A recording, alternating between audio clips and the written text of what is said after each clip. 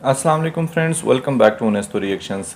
Friends, last year Pakistan में बहुत ही heavy flood आया था और इस साल मैं देख रहा हूँ कि इंडिया में काफ़ी ज़्यादा रेन्स हुई हैं, जिसकी वजह से पंजाब में, हरियाणा में, इवन के दिल्ली में भी फ़्लड की सिचुएशन है। और ये फ़्लड आते क्यों हैं, इसका रीज़न क्या होता है और इससे कैसे बचा जा सकता है, वो हम आज की वीडियो में देखेंगे। इस वीडियो का जो टाइटल है वो है why does India flood so easily, Indian urban floods explained with solution bye अभी एंड न्यू। तो चल के देखते हैं इस वीडियो का ओरिजिनल लिंक आपको टॉप ऑफ द डिस्क्रिप्शन में मिल जाएगा, प्लीज़ उसको चेकआउट कर लीजिएगा और आखिर तक बने रहिएगा, क्योंकि ये सोल्यूशन और इसकी जितनी भी जानकारी है वो देखने के बाद हम इस पर बात करेंगे। तो वीडियो को स्टार्ट करते हैं, लेट्स स्टार्ट।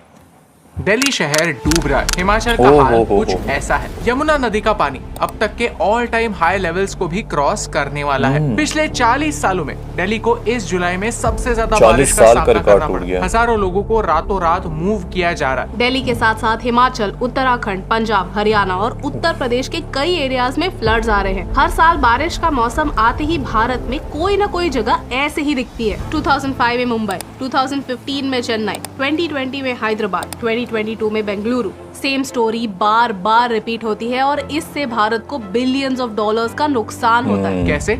चलिए जानते हैं आज के इस वीडियो में। आज हम जानेंगे कि क्यों हमारे शहर बारिश को हैंडल ही नहीं कर सकते। और इस वीडियो में हम सिर्फ प्रॉब्लम्स पर ही नहीं, सॉल्यूशंस पर भी बात करेंगे। तो अगर आपको इस वीडियो का पॉइंट समझता है तो प्लीज चैनल को सब्सक्राइब या फॉलो करना ना भूलिए। ये आपके लिए तो फ्री है, लेकिन इससे हमारी बहुत हेल्प होती है। चैप्टर 1, फ्लडिंग इन नॉर्थ इंडिया। सबसे पहले समझते हैं कि भारत के नॉर्थ में फ्लड्स क्यों और कैसे हो रहे हैं। 9 तारीख को फ्लड्स की वजह से हिमाचल में 14 लैंडस्लाइड्स हुए और रेड अलर्ट जारी हुआ। एटलीस्ट 7 लोगों ने अपनी जान गंवाई और 250 से ज्यादा लोग बिछड़ गए। 700 से ज्यादा रोड्स ब्लॉक हो चुके हैं। उत्तराखंड में भी हाल कुछ ऐसा ही था। लैंडस्लाइड्स की वजह से 195 रोड्स ब्लॉक हुए। देहरादून में पानी लोगों के घरों में घुस गया और लोगों को उनके घरों से कुछ इस तरह रेस्क्यू करना पड़ा। पूरे उत्तर भारत में होने वाले इस डिजास्टर के लिए हाई रेन्स एक रीजन बताया जाता है, लेकिन क्या ये पूरा सच है? शॉर्ट टर्म में हाँ, रीजन यही है कि जोरों से बारिश हो रही है, लेकिन लॉन्ग टर्म में लैक ऑफ प्लानिंग इस तबाही के लिए ज्यादा जिम्मेदार लगती है। पहाड़ी एरियाज पर क्लाइमेट चेंज का इम्पैक्ट 3 तरह से होता है। बढ़ते टेम्परेचर्स की वजह से बारिश ज्यादा सिवियर और कम समय में होती है। पिघलते हुए ग्लेशियर्स नदियों का स्तर बढ़ाते हैं और नदियों के किनारे बिना सोचे होने वाली डेवलपमेंट आगे जाकर डिजास्टर बन जाती है। बिहार और आसाम की बात करें तो ऑलमोस्ट हर साल यहाँ फ्लड्स आते हैं, लेकिन कोई इम्प्रूवमेंट नहीं दिखती। ये रिपोर्ट देखिए, यहाँ हमें साफ साफ दिखता है कि 2001 से लेकर कंसिस्टेंटली हिमाचल में फ्लड्स आते हैं, लेकिन फिर भी अथॉरिटीज ने नदियों के किनारे पर होने वाले इन घरों पर कोई एक्शन नहीं लिया। नेग्लिजेंस डिस्ट्रक्शन का main reason. Chapter 2, economic impact. Urban flooding Bharat का सबसे बड़ा रिकरिंग मैन मेड डिजास्टर है, जिससे भारत की इकोनॉमी को बिलियंस ऑफ डॉलर्स का नुकसान होता है। लिटरली बिलियंस ऑफ डॉलर्स का नुकसान। एशियन डेवलपमेंट बैंक ने कहा है कि भारत के क्लाइमेट रिलेटेड डिजास्टर्स में से 50% से ज्यादा सिर्फ फ्लड्स की वजह से हैं। 1990 से 2017 तक फ्लड रिलेटेड डैमेजेस का नुकसान 54.63 बिलियन डॉलर्स था। केरला के 2018 फ्लड्स में 4.25 बिलियन डॉलर्स का नुकसान हुआ था। तमिलनाडु के 2015 फ्लड्स का नुकसान 50,000 से 1 लाख करोड़ था। ये 2015 का कॉस्टलीस्ट नेचुरल डिजास्टर था। हैदराबाद के 2020 फ्लड्स का नुकसान 670 करोड़ था।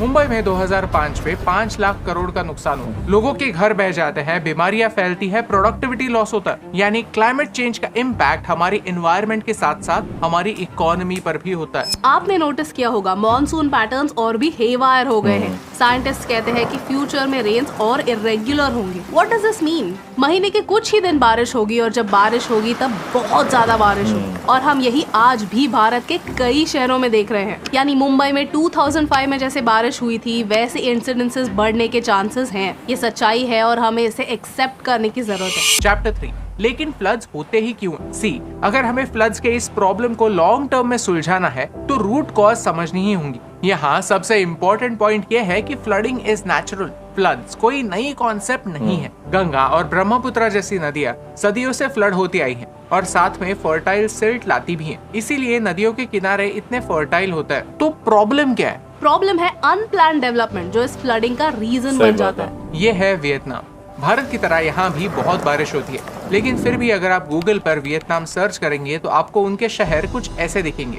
क्योंकि उनके शहर वेल प्लान्ड है। सी, भारत को डेवलपमेंट की जरूरत है, लेकिन ये सारी डेवलपमेंट अगर सही प्लानिंग के साथ होगी तो ही सस्टेनेबल होगी। ये एक फैक्ट। बुरे प्लानिंग से शहरों को क्या फर्क पड़ता है? सारा शहर कंक्रीट से भर जाता है और नेचुरल ड्रेनेज सिस्टम्स खत्म हो जाता है। ओवर पॉपुलेशन की वजह से नाले या नदी के किनारे पर स्लम्स बनते हैं और वो कचरा वहीं पर डंप करते हैं। कचरे से क्लॉगिंग और पोल्यूशन होता है और ये पानी हमारे समंदर में जाकर मिलता है। मुंबई के मीठी नदी के बैंक्स पर स्लम्स बने हुए हैं और ये स्लम्स अपना सारा कचरा नदी में फेंक देते हैं। एज अ रिजल्ट नदी चोक हो जाती है और बारिश के समय इसी कचरे की वजह से नदी का लेवल बढ़ जाता है और लोगों के घरों में पानी आ जाता है। स्लम्स में जागरूकता की जरूरत है क्योंकि सफाई ना होने से सबसे ज्यादा नुकसान उन्हें ही होता है। अगर इंदौर जैसे शहर खुद को प्रॉपर प्लानिंग की मदद से साफ कर सकते हैं तो ये सारे इंडियन शहरों के लिए पॉसिबल है। दूसरा रीजन है अब्यूजिव रिलेशनशिप। हम हमारी एनवायरनमेंट के साथ एक अब्यूजिव रिलेशनशिप में हम हमें जो चाहिए वही करते हैं और शॉर्ट टर्म बेनिफिट्स के लिए एनवायरनमेंट का लॉन्ग टर्म में नुकसान करते हैं, लेकिन इसका बिल हमें ही चुकाना पड़ता है, ये भूल जाता है। शहरों में पहले ओपन ग्राउंड्स होते थे, मिट्टी होती थी जो बारिश के पानी को सोख कर लेते थे, लेकिन कंक्रीट जंगल में इस पानी को अब्सॉर्ब करने के लिए कोई सरफेस ही नहीं होता और पानी वही रोड्स पर अक्यूमुलेट होता रहता है। ये वीडियो देखिए,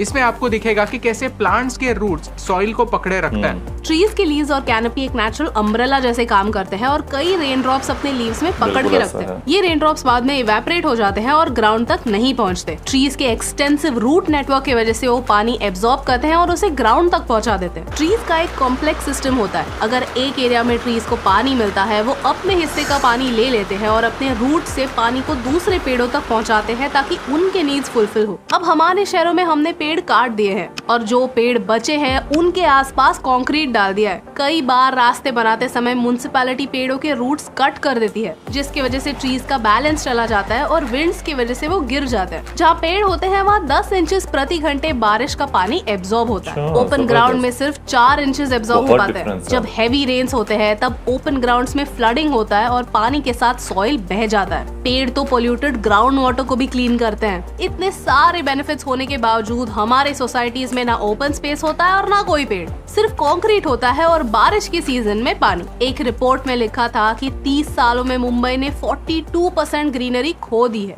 तीसरा रीजन है श्रिंकिंग वाटर बॉडीज। बेंगलुरु और हैदराबाद जैसे शहर अपने लेक्स के लिए जाने जाते थे, लेकिन इनका इम्पोर्टेंस हम भूल गए। ये लेक सिर्फ नेचुरल ब्यूटी के लिए नहीं, फ्लड मैनेजमेंट के लिए भी इम्पोर्टेंट थे, क्योंकि ये रेन के एक्सेस वाटर के लिए एक स्टोरेज एरिया बन जाते थे। ये मैप देखिए, ये हैदराबाद के वाटर बॉडीज की कहानी बताता है। 1989 और 2001 के बीच हैदराबाद में 3245 हेक्टेयर वाटर बॉडीज वैनिश हुए क्योंकि उनके ऊपर कंस्ट्रक्शन किया गया। This area is 10 times bigger than Hussain Sagar lake. 1960s में बेंगलुरु में 262 लेक्स थे, लेकिन आज सिर्फ 10 लेक्स में पानी है। ये वीडियो देखिए, इसमें साफ दिखता है कि कैसे वाटर बॉडीज पर एंक्रोचमेंट हुई है और इससे फ्लड रिस्क ड्रामेटिकली बढ़ गया है। कई लेक्स में बिल्डर्स कंस्ट्रक्शन वेस्ट फेंक देते हैं। बेलांडुर लेक इतना पोल्यूटेड है कि उसमें बार बार आग लगती है and one of the reasons is construction waste. Lakes naturally एक दूसरे से कनेक्टेड होते हैं, लेकिन इन कनेक्शंस को भी तोड़ दिया जाता है और उन पर कंस्ट्रक्शन किए जाते हैं। लेक्स को रिक्लेम करके उन पर कंस्ट्रक्शन किए जाते हैं। ये बहुत शॉर्ट साइटेड मेंटालिटी है जिसकी वजह से हम हर साल हमारे शहरों में एक मैन मेड डिजास्टर देखते हैं। रीजन नंबर 4 है मैनग्रोव्स।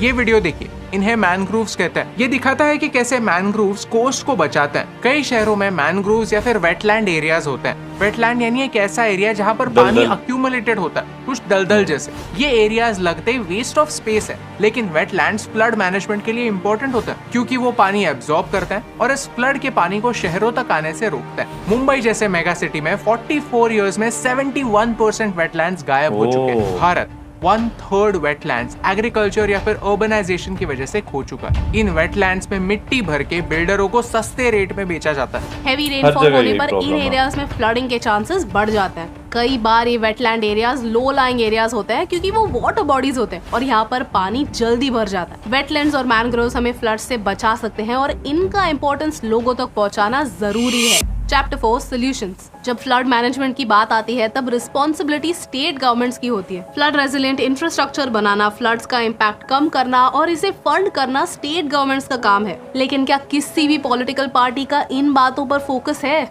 बिल्कुल नहीं। चलिए कुछ सॉल्यूशंस डिस्कस करते हैं। पहला सॉल्यूशन है रेन वाटर हार्वेस्टिंग। आपने नोटिस किया होगा कि भारत में कुछ महीनों में बहुत ज्यादा बारिश होती है, फ्लड्स होते हैं, लेकिन बाकी के समय पीने के लिए भी पानी नहीं होता। हमारे ये कंक्रीट के जंगल पानी को मिट्टी में अब्सॉर्ब होने ही नहीं देते और रेन वाटर हार्वेस्टिंग इसी प्रॉब्लम को सॉल्व करता है। रेन वाटर हार्वेस्टिंग यानी बारिश के पानी को पकड़कर जमीन के अंदर मिट्टी में छोड़ने की टेक्निक। यहाँ ग्राउंड के नीचे रिचार्ज पिट्स बनाए जाते हैं। ग्राउंड में खुदाई करके एक पाइप लगाया जाता है जिससे पानी जमीन के अंदर चला जाए और यही पानी हम बाद में यूज कर सकते हैं। इससे ग्राउंड वाटर रिचार्ज होता है और पानी रोड पर भी नहीं आता। शुभजीत सर, जिनके साथ हम आम के पेड़ लगा रहे हैं, वो खुद रेन वाटर हार्वेस्टिंग के प्रोजेक्ट्स लीड करते हैं। प्रोसेस सिंपल है। आपको एक पिट या फिर एक गड्ढा डिग करना पड़ेगा जहाँ पर पानी कलेक्ट हो पाए। फिर उस पिट में स्टोन्स भरने पड़ेंगे ताकि पानी मच्छरों को अट्रैक्ट ना करे। फिर पाइप से इस गड्ढे को रूफटॉप से कनेक्ट करना होगा ताकि पानी रूफटॉप से सीधा इस गड्ढे में जाए। इस तरह से पिट में जो पानी कलेक्ट होगा वो धीरे धीरे ग्राउंड में अब्सॉर्ब होगा।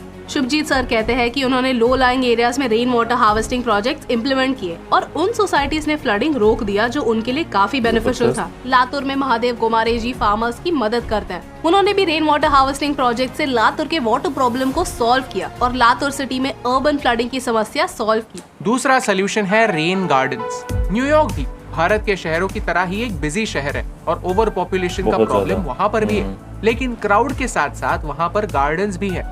हर न्यूयॉर्कर एक गार्डन से बस 10 मिनट की दूरी पर रहता है। न्यूयॉर्क में 2021 में एक साइक्लोन की वजह से फ्लड्स आए थे और उसके बाद अथॉरिटीज ने डिसाइड किया कि वो हर एरिया में ऐसे छोटे छोटे गार्डन्स बनाएंगे जो पानी को सोक कर सके। न्यूयॉर्क में 2300 ऐसे गार्डन्स बनाए जा रहे हैं। ये गार्डन्स रेगुलर रोड लेवल से थोड़े लो लेवल पर बनते हैं ताकि पानी उसमें फ्लो हो सके और ये पानी फिल्टर होके ग्राउंड वाटर बन जाए। इससे पानी रोड्स पर नहीं ग्राउंड में जाएगा और ग्राउंड वाटर बन के साल भर हमें बेनिफिट्स देता रहेगा। इन्हें रेन गार्डन्स कहते हैं। रेन गार्डन एक टिपिकल गार्डन के मुकाबले 30% ज्यादा पानी अब्सॉर्ब करता है और इन्हें कहीं पर भी बनाया जा सकता है। फ्लाईओवर्स के नीचे, बिल्डिंग के पास, कहीं पर भी जहां पर पानी डाइवर्ट हो सके। अगर आपकी अथॉरिटीज या फिर आपकी हाउसिंग सोसाइटी ऐसे ही कोई प्रोजेक्ट्स लेना चाहती है तो फिर रिसोर्सेस अब यहाँ पर पड़ सकता है। यानी रिसोर्सेस की कमी नहीं है, बस इरादा होना चाहिए। चाइना में स्पॉन सिटी का कॉन्सेप्ट पॉपुलर हुआ है। स्पॉन सिटीज में अथॉरिटीज पेवमेंट्स में जितना हो सके उतना ओपन लैंड रखते हैं और पेड़ लगाते हैं। बीजिंग में 2012 में फ्लड्स हुए थे। उसके बाद गवर्नमेंट ने अर्बन फ्लडिंग के प्रॉब्लम को सीरियसली लेना शुरू किया।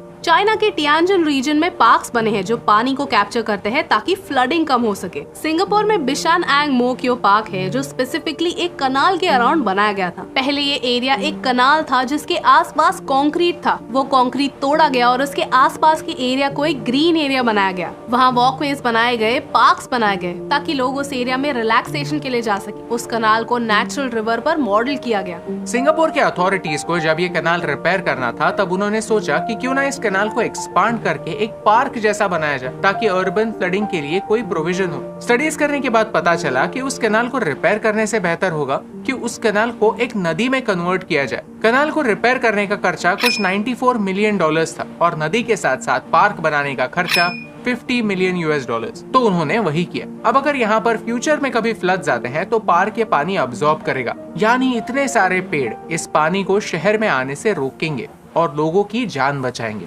बैंकॉक की एक university Asia's largest urban rooftop farm के नाम से फेमस है। 22,000 स्क्वायर किलोमीटर्स की तामासाट यूनिवर्सिटी क्लाइमेट चेंज का सामना मॉडर्न आर्किटेक्चरल सोल्यूशन से कर रही है। बिल्डिंग्स को एक इंटरेस्टिंग वे में डिजाइन करके ये यूनिवर्सिटी इंश्योर कर रही है कि वो सारा रेनफॉल अपने लेवल पर कैप्चर कर पाए। बैंकॉक का ही एक दूसरा एग्जाम्पल है जहाँ पर चुलालॉन्गकॉर्न यूनिवर्सिटी ने अपने ओपन स्पेस को सेंट्रल पार्क जैसा एक ओएसिस बनाया है, वो भी ठीक बैंकॉक के बीचों बीच। ये पार्क स्पेशली डिजाइन किया है ताकि जब फ्लड आए तो ये ज्यादा पानी पकड़ सके। इस डिजाइन को आप देखेंगे तो ये नोटिस करेंगे कि ये रेस्ड प्लेटफॉर्म्स हैं। ये रेस्ड प्लेटफॉर्म्स अपने लेवल पर पानी सोक करते हैं और लोगों को रिलैक्स करने के लिए ज्यादा स्पेस भी देते हैं। ये सारे ग्रीन रूफ्स और पार्क्स पेड़ों की जड़ों की तरह पानी को अब्सॉर्ब करते हैं और जो पानी अब्सॉर्ब नहीं होता उसे कलेक्ट किया जाता है ताकि वो ग्राउंड में बाद में अब्सॉर्ब हो। जितना पानी ये पार्क बचाता है उतना पानी इस पार्क को 20 दिनों के लिए सस्टेन कर सकता है। Chapter 5 conclusion. सी, भारत के बारे में बोला जाए तो हम भी ये सारे सॉल्यूशंस अपना सकते हैं।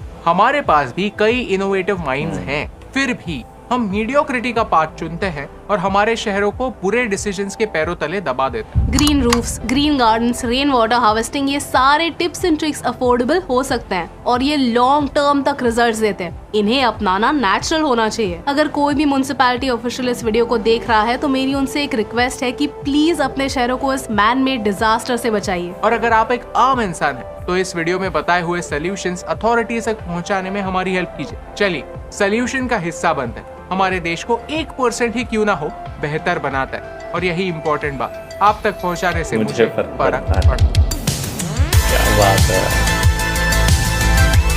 हे दोस्तों, thank you so much for watching this video till the end. अगर आपको ये वीडियो अच्छा लगा तो वो लाइक बटन प्रेस कीजिए। ऐसे ही और वीडियोस देखने के लिए चैनल को सब्सक्राइब कीजिए। अगर आप घर पर कॉम्पोस्टिंग की जर्नी शुरू करना चाहते हैं तो हमने उसके बारे में एक वीडियो बनाया जो आप यहाँ पर देख सकते हैं। हीट वेव्स क्यों होती है और उनका हमारी इकोनॉमी पर क्या इम्पैक्ट होता है, आप यहाँ पर जान सकते हैं। Thank you so much for watching, क्योंकि आपके सपोर्ट से हमें फर्क पड़ता है। यार इनकी वीडियोस मुझे इसीलिए बहुत ज़्यादा अच्छी लगती हैं क्योंकि एक तो इन्फॉर्मेटिव होती हैं, दूसरा ये कि ये जो भी मुद्दा सेलेक्ट करते हैं, जो भी टॉपिक सेलेक्ट करते हैं, उसका सलूशन भी फिर देते हैं। अभी जिस तरीके से इन्होंने पूरी डिटेल बताई है यार, बहुत ज़बरदस्त तरीके से बताई, सारा कुछ समझाया। हीट वेव्स का आना या क्लाइमेट चेंज, मैं ख़ुद भी ऐसा ही मानता हूँ कि ये सब कुछ इंसानों की ही वजह से है। हम अपने आप को ही नुकसान दे रहे हैं, लेकिन हर बंदा जो है वो इनफरादी हैसियत में जो है वो ख़ुद गर्ज हुआ है।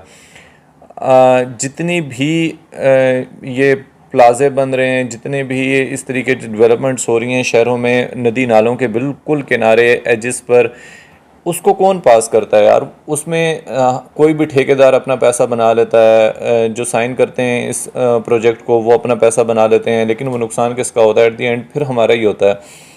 और ये सारा कुछ किस चीज़ पर बन रहा है? पेड़ों को काट कर बन रहा है।